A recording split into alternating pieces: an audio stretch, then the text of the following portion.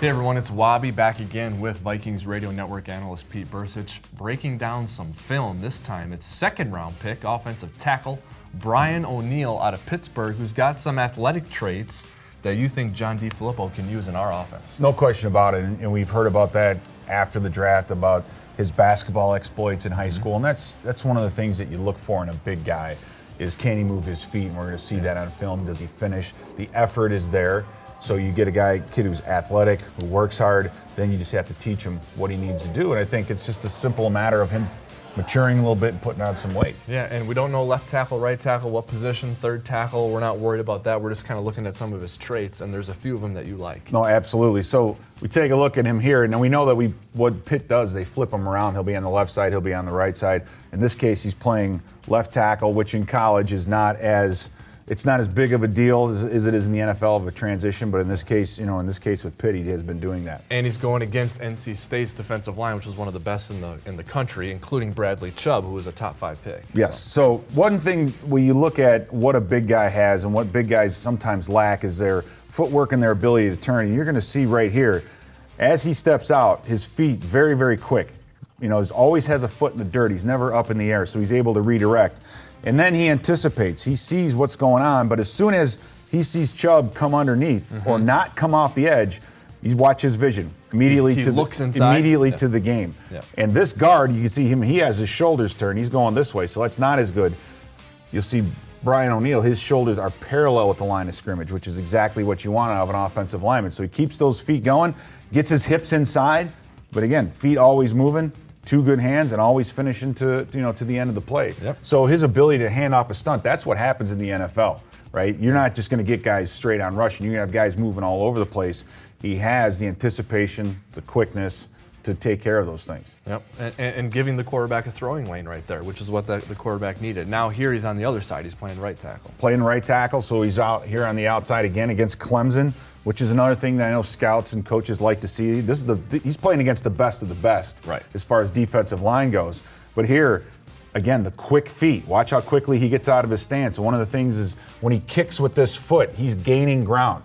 So he's not stepping underneath himself. He's gaining ground. His footwork is very good. Okay. Both feet in, gets the left hand on there, and then just keeps the defensive end at bay. So that was a good example of him in space, operating one-on-one, moving his feet. And what you're looking for when you're evaluating players is, the defensive lineman didn't have much time to rush, but that doesn't matter too. You're looking, like you said, at his feet and his technique. And exactly right. Again, here he's on the left-hand side, going against, I believe, Chubb one more time, and you're seeing him. Nice. He steps out.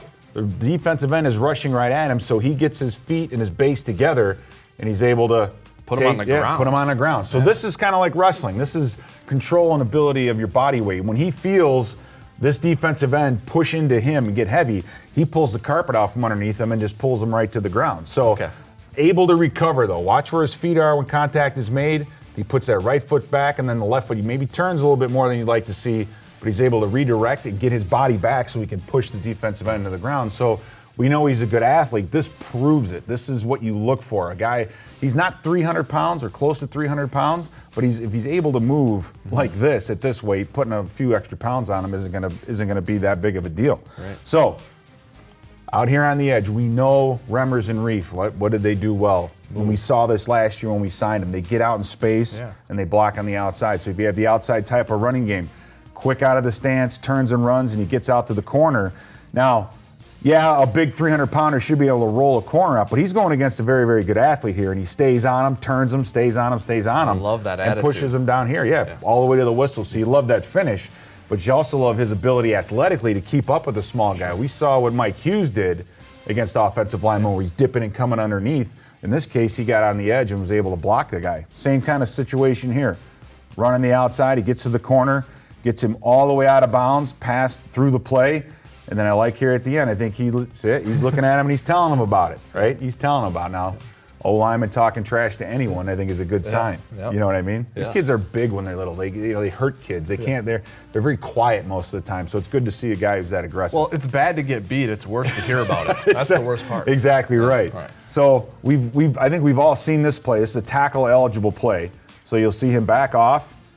and then go the rush, and then just leak out into distance. So Chubb thinks he's getting home right there. Exactly he's like, right. Finally, I beat this guy. I'm getting home. I'm getting home, getting outside, and now, hey, this is set up pretty well. You got 4 blockers in space.